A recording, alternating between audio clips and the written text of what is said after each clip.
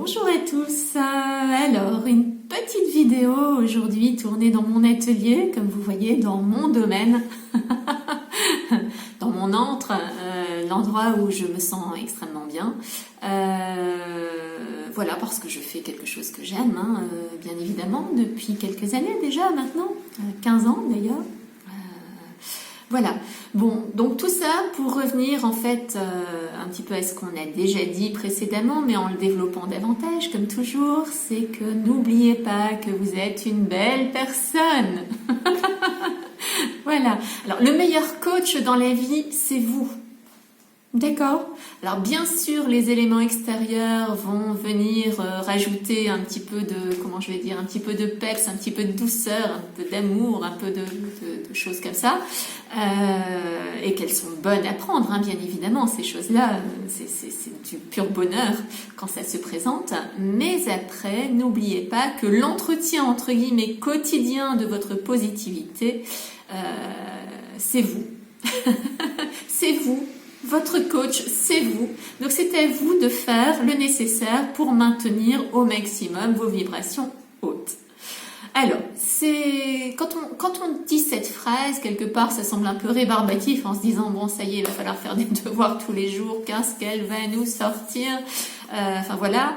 Et c'est vrai que comme toute habitude qui s'installe peu à peu, le fait de créer une routine, de faire un rituel ou des choses comme ça, au début, il faut réfléchir, c'est pas très naturel, mais à force de le faire, ça devient presque comme respirer.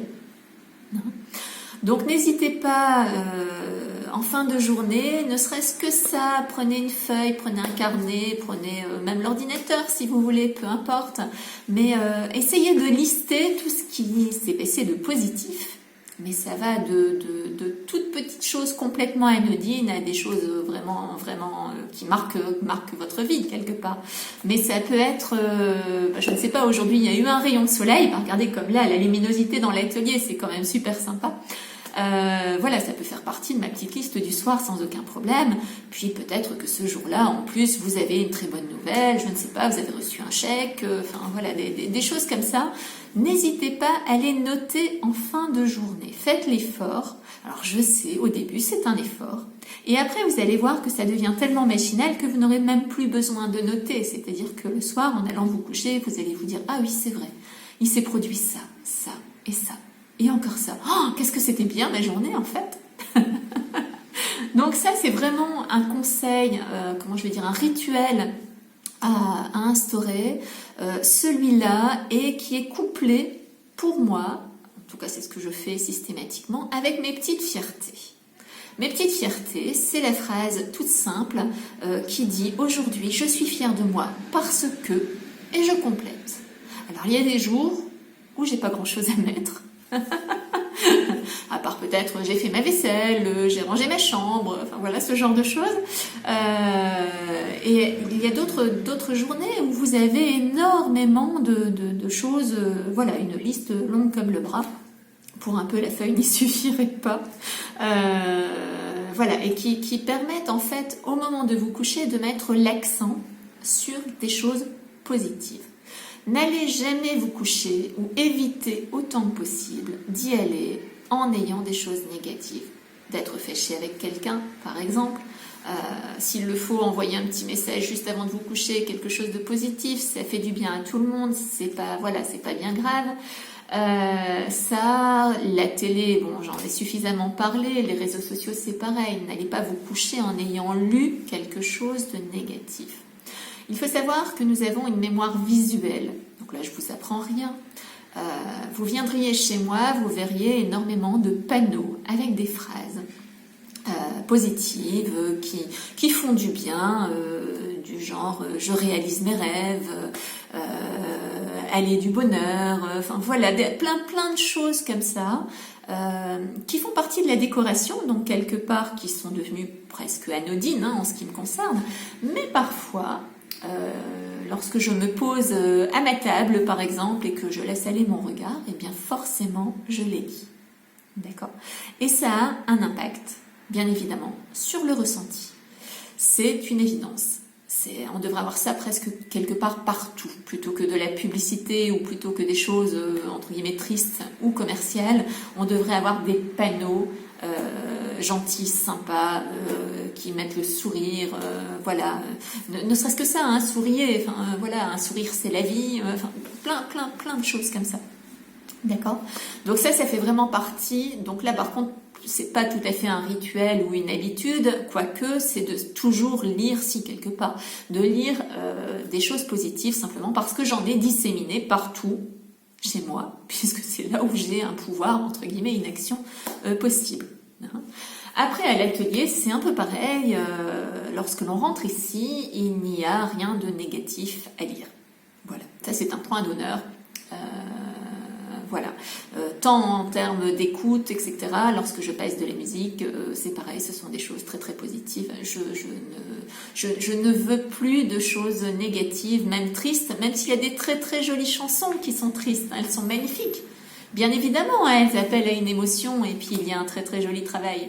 Mais voilà, pour soigner ma positivité, c'est pas forcément l'idéal. Donc voilà.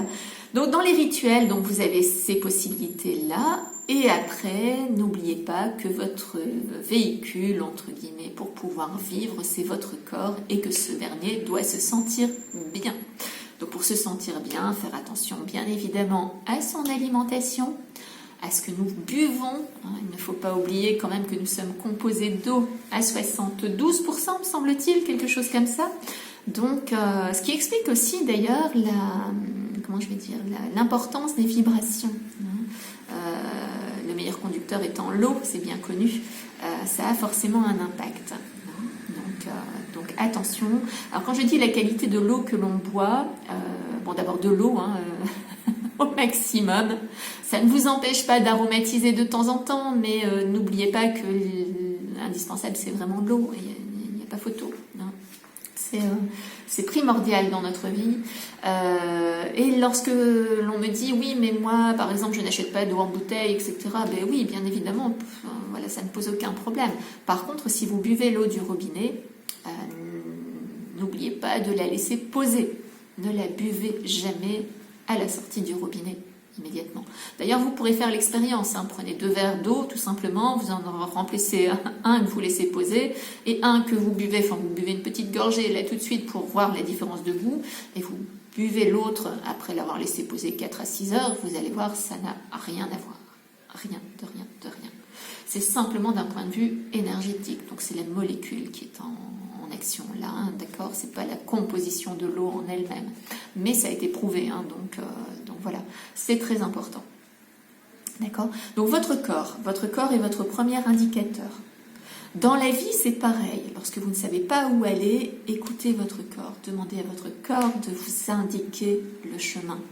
Souvent, vous allez avoir une réponse qui est vraiment en adéquation avec la situation extérieure que vous avez. D'ailleurs, lorsque vous êtes entre guillemets malade, lorsque vous avez, c'est souvent une réaction du corps à une action, une pensée ou des choses comme ça, voire plusieurs bien évidemment, parce que généralement il ne suffit pas d'une seule pensée pour obtenir ce genre de choses. Mais ça a été tellement ignoré qu'il faut au bout d'un moment revenir, recentrer. Lorsqu'on dit revenir à soi, il ne faut pas oublier que là pour le moment, dans cette vie, nous sommes dans notre corps et c'est notre véhicule. Donc plus il est entre guillemets bien entretenu, mieux c'est. Je vous rappelle aussi que comme tout véhicule, il sert à bouger.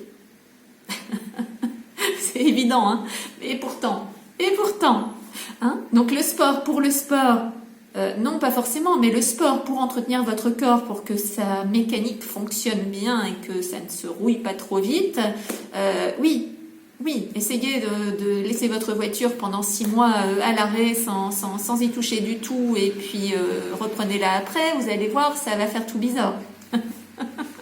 Pour vous, c'est pareil. Donc, il faut bouger un minimum. Voilà, je ne suis pas en train de faire du slogan publicitaire, attention. Le minimum en question est variable suivant les individus. Vous seul savez la quantité, entre guillemets, et puis la façon de bouger qui vous correspond.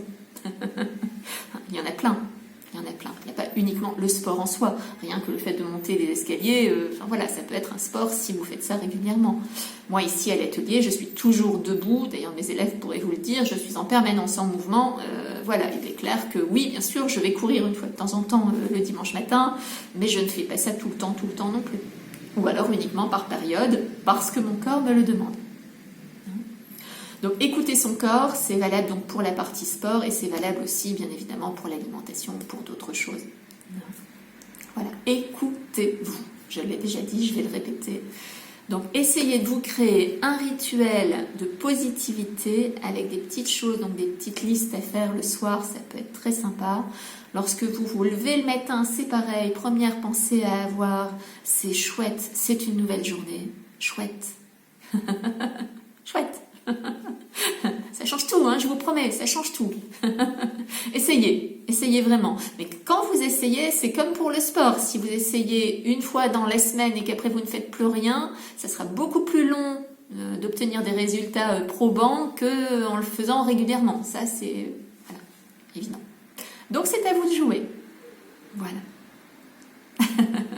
Je vous dis donc à bientôt, je vais terminer là-dessus. Les petits rituels, les lectures, les choses comme ça, essayez d'en prendre soin. Prenez soin de vous, en fait, quelque part. Vraiment. Vous êtes la personne la plus importante, vous êtes la personne avec qui vous allez vivre jusqu'à la fin de vos jours. Donc il vaudrait mieux que ça se passe bien. Enfin, je vous le conseille en tout cas. Voilà, je vous dis à très bientôt. Bonne journée. Bye bye.